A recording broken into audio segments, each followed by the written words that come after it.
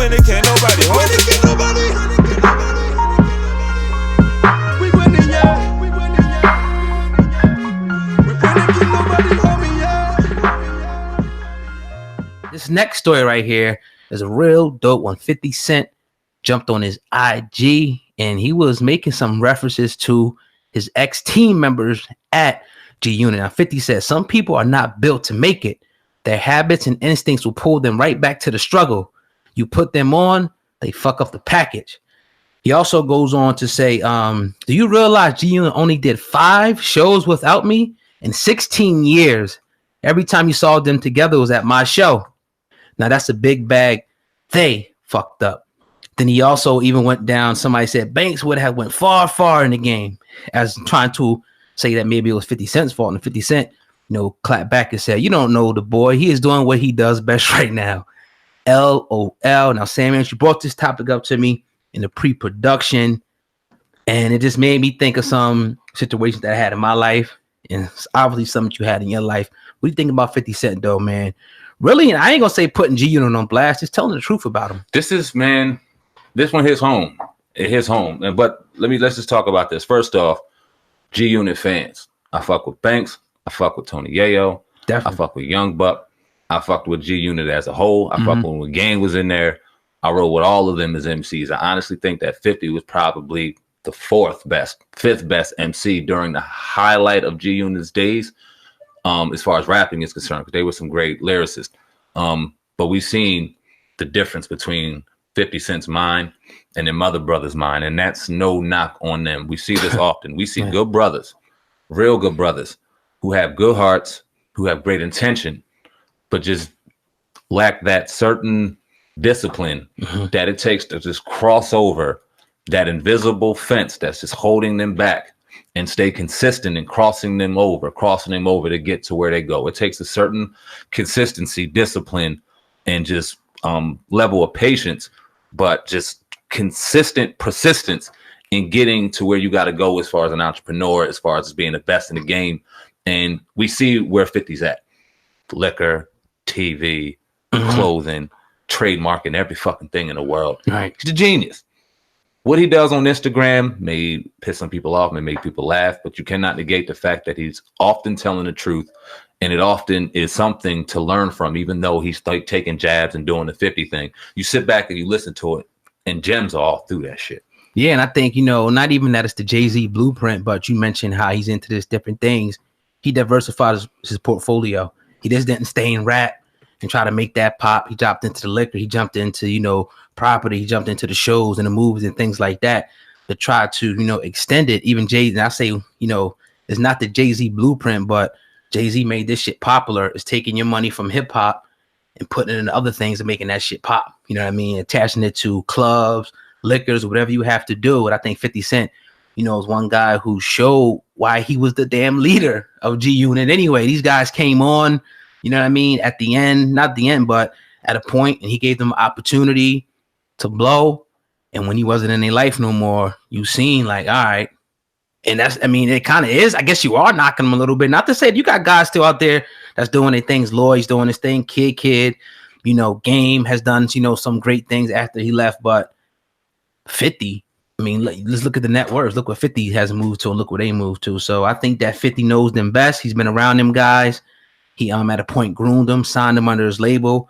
So he knows what to expect from these guys. And this is what you see why it's a point now where these guys are split up now. They moved on to do other things. He's moved on. But almost like the Dame Dash Jay-Z thing, one goes up, one guy kind of just, evens out or even goes down. So it just is what it is, man. It's the nature of business and the nature of, having people in your circle. You brought up Jay-Z. I want to bring up Jay-Z real quick. Yeah. And in the context of it's 50 Cent, does he take a little bit of the blame in this? Now, I want you to go in on this question, because do them grown men deserve to take responsibility, or do they have a little bit of agreements and 50 Cent holding them back? We're not directly there. We don't know. But I think of a Jay-Z.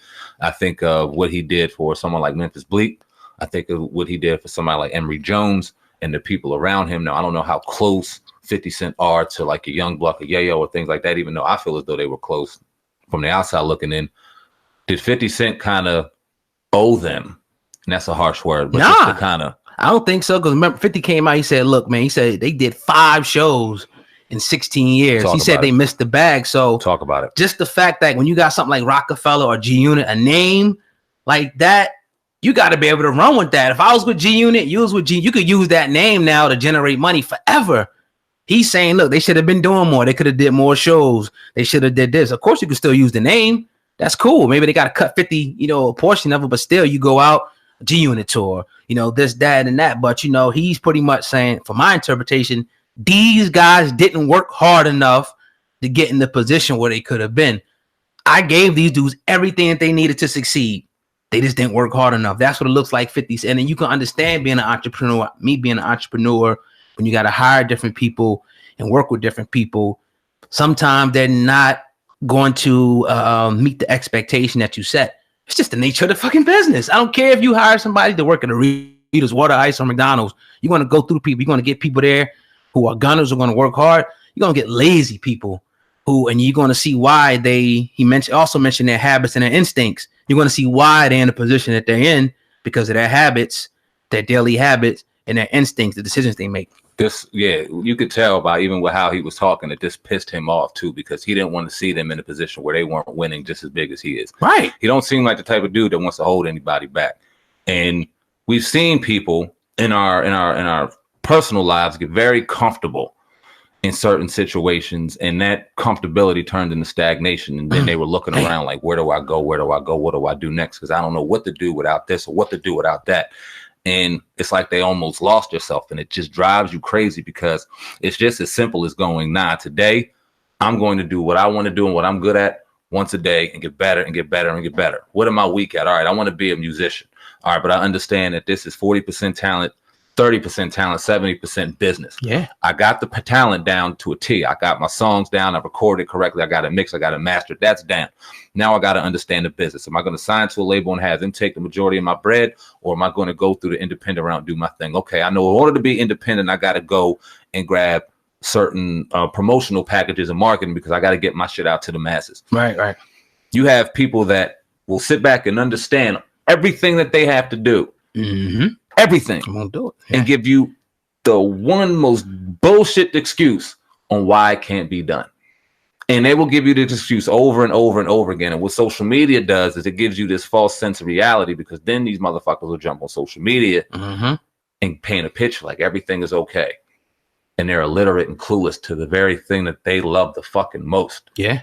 It's aggravating to someone who sat on the same track as them, on the same race as them, dealing with the same obstacles as them, that wanted to see them out just like they made it. And for some reason, that invisible fence just holds. Is there any way where you could blame, somebody who was like the exec or the leader of the label? Like a lot of people would blame Diddy or Birdman. Is there any way that you could? Now, personally, I would say, from the onset, just giving my answer, you can't blame anybody from holding you back. But could there be a situation that you could see where maybe not 50, but another, label owner like a Birdman or something could hold artists back? How could that happen? Here's what I say, man. You got to be, we have a responsibility in particular as black men to be our brother's keeper. And here's why. We can't enable our brother. Can't do that. Right. But if we find some level of success, I think it's our obligation to the closest one near us to drop gems as they were passed to us. Right. We can go and we're going to tell our story. Gems were passed down, and we did our best to pass gems. You passed gems to me.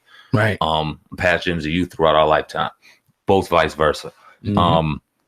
You gotta be, if you sit in a position like, all right, a Birdman, if he didn't school Wayne on what to do and how to do it, then yeah, he's wrong. Mm-hmm. But if Wayne don't have his paperwork correct and Wayne's is going off of trust and all that stuff, as harsh as it is and as fucked up as it is morally, you're not in the morale game. We talked about this. I forgot what conversation we had. Somebody was getting ripped off of their music, and people took slack at me because I said they're not in that game. They're not in the emotional business. They're in the music business. They got to understand. You got to put your big boy pants on and know that. And I heard Nipsey say this. This was just, it resonated with me. He said he was out. You think that motherfuckers out there in the street are going to play with their money in the drug game? Nah, they're going to do everything that they got to do to manipulate, to connive, do everything that they have to do to make sure their money comes back tenfold, even if that's to screw you over. Mm-hmm. It's 80 times worse in the music game.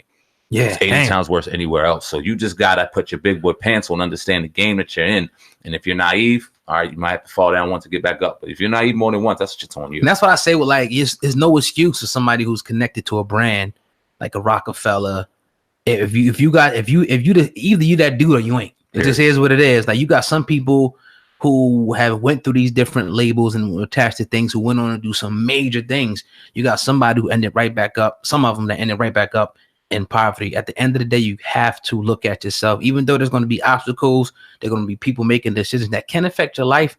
You can't let it ultimately affect your destination. Can't. Yeah. And stop getting the excuse doesn't matter because no one's looking for it. No one cares. I don't care.